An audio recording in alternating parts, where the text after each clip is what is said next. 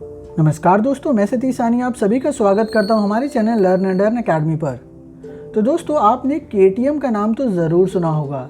KTM bikes दुनिया भर में अपनी ज़बरदस्त स्पीड और शानदार लुक्स की वजह से काफ़ी फेमस हैं। आज मैं उसी के बारे में बात करने जा रहा हूँ। KTM का फुल फॉर्म क्या होता है यह आपको बताऊँगा और उससे जुड़ी हुई और भी जानकारी आपको दूंगा। भारतीय बाजार में KTM कंपनी ने कुछ सालों पहले ही दस्तक दी थी, लेकिन KTM की बाइक्स हर युवा की पहली पसंद बनती जा रही है। आज के इस वीडियो में मैं आपको KTM कंपनी से जुड़ी कई ऐसी जानकारियां बताऊंगा जिनके बारे में शायद ही आप जानते होंगे।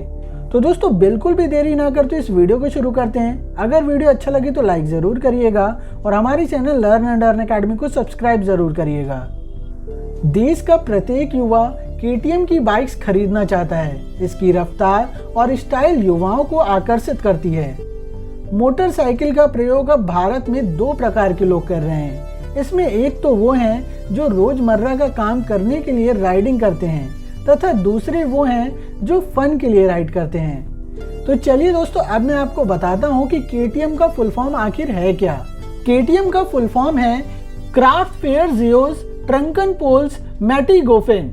KTM कंपनी का नाम जर्मन और इंग्लिश दो शब्दों को मिलाकर बना है, जिसे हिंदी के साधारण शब्दों में मोटर बाइक कहते हैं। तो चलिए अब मैं आपको KTM कंपनी के इतिहास के बारे में बताता हूँ। KTM ऑस्ट्रिया की कंपनी है जो बाइक और स्पोर्ट्स कार की मैन्युफैक्चरिंग करती है, जिसे KTM इंडस्ट्रीज AG और बजाज ऑटो ऑपरेट करता है। KTM AG की स्थापना 1992 में हुई थी। KTM AG company KTM group की पेरेंट कंपनी है। KTM कंपनी की शुरुआत 1934 में ऑस्ट्रिया के एक इंजीनियर जोहान ट्रकेनपोल्स ने की थी। जोहान ने 1934 में एक कार रिपेयर की दुकान शुरू की। इसे शुरू करने के 2 साल बाद ही जोहान ने DKW ब्रांड की मोटरसाइकिल और ओपेल कंपनी की कार बेचना शुरू कर दिया। उस समय उन्होंने अपनी दुकान का नाम क्राफ्टफेयर जियोस ट्रकेनपोल्स मैटिगोफेन रखा था, जिसे हम शॉर्ट फॉर्म में KTM कहते हैं। लेकिन बाद में 1939 के दौरान दूसरा विश्व युद्ध शुरू हो गया और जोहान को युद्ध में शामिल होने के लिए जाना पड़ा। जोहान जब युद्ध में थे तब घर के खर्चों को चलाने के लिए जोहान की पत्नी ने पूरे व्यापार को संभाला। विश्व युद्ध के खत्म होने के बाद रिपेयरिंग का काम काफी कम हो गया, जिस कारण ट्रकेनपोल्स ने मोटरसाइकिल बनाने का फैसला किया। उन्होंने अपनी पहली बाइक R100 का प्रोटोटाइप 1951 में बनाकर तैयार किया। इस बाइक में रोटेक्स कंपनी का इंजन लगाया गया था और मोटरसाइकिल के ज्यादातर हिस्सों का निर्माण दुकान में ही किया गया था। 2 साल तक मोटरसाइकिल की जांच करने के बाद 1953 में इन बाइक्स का प्रोडक्शन शुरू हुआ। उस दौरान कंपनी में केवल 20 कर्मचारी ही काम करते थे, लेकिन केवल 20 लोगों के साथ भी कंपनी हर दिन 3 नई बाइक्स का निर्माण कर लेती थी। लेकिन अभी तक कंपनी को रजिस्टर्ड नहीं कराया गया था। 1953 में अर्नस्ट क्रॉनरेफ नाम के एक बिजनेसमैन ने कंपनी में इन्वेस्टमेंट किया, जिसके बाद कंपनी को क्रॉनरेफ एंड ट्रंकेनपोल्स मैटिगोफेन के नाम से रजिस्टर्ड कराया गया।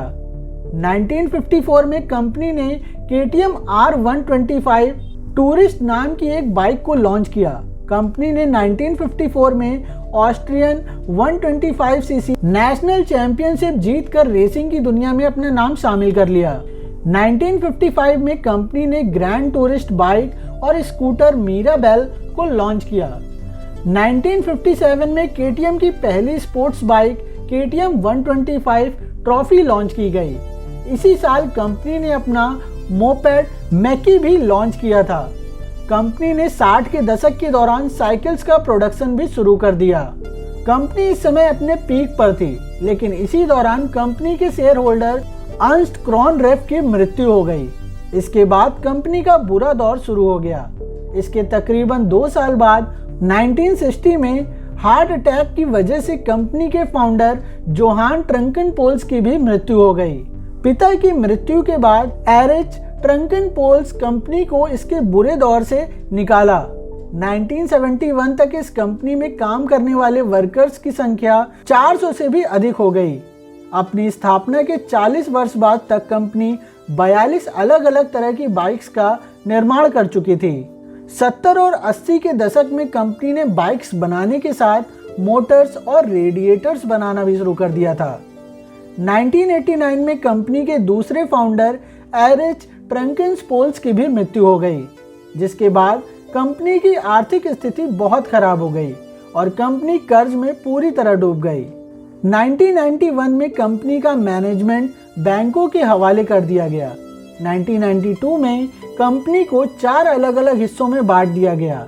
KTM sports motorcycle GmbH, KTM फरहाद GmbH, केटीएम कूलर GmbH, केटीएम वर्क जियोंगबाओ। इनमें से केटीएम स्पोर्ट्स मोटरसाइकिल GmbH, जो कि मोटरसाइकिल डिवीज़न ने मोटरसाइकिल निर्माण के कार्य को जारी रखा और अपनी सबसे फेमस ड्यूक सीरीज को 1994 में शुरू किया। 2007 में बजाज ऑटो ने केटीएम के 14.5% शेयर खरीदे। 2013 तक बजाज केटीएम के 47.97% शेयर खरीद चुकी थी। इसी दौरान केटीएम स्पोर्ट्स मोटरसाइकिल GmbH का नाम बदलकर केटीएम AG कर दिया गया था। 2015 तक कंपनी का टर्नओवर 1 बिलियन यूरो को पार कर चुका था। केटीएम की सबसे famous bike KTM Duke Maharashtra के चाकड़ में बजाज ऑटो के प्लांट पर बनाई जाती है। तो भारत में केटीएम की एंट्री कब हुई? भारतीय बाजार में केटीएम अपनी बाइक्स को बजाज की पार्टनरशिप में बेचता है और इस पार्टनरशिप में बजाज की हिस्सेदारी 49% और केटीएम की 51% है। इस पार्टनरशिप के तहत भारत में केटीएम की पहली बाइक ड्यूक 200 थी, जिसे साल 2012 में लॉन्च किया गया था। केटीएम के भारत के 365 शहरों में करीबन 500 स्टोर्स हैं। भारत में अपनी शुरुआत के बाद से ही केटीएम के लिए यह बाजार एक फायदे का सौदा साबित हुआ है। तो दोस्तों, ये थी जानकारी केटीएम से जुड़ी हुई, उसके इतिहास से जुड़ी हुई। केटीएम का फुल फॉर्म क्या होता है ये बहुत ही कम लोगों को पता होगा। आज इस वीडियो के जरिए मैंने आपको केटीएम का फुल फॉर्म और उससे जुड़ी सारी जानकारियां दी हैं। तो दोस्तों, आशा करता हूँ ये वीडियो आपको पसंद आया होगा। अगर वीडियो अच्छा लगा हो तो लाइक ज़रूर करिएगा और हमारे channel learn and earn academy को सब्सक्राइब ज़रूर करिएगा। मैं बहुत ही जल्दी एक नेक्स्ट वीडियो के साथ मिलता हूँ। तब तक के लिए आप सभी अपना ख्याल रखें, खुश रहें। धन्यवाद।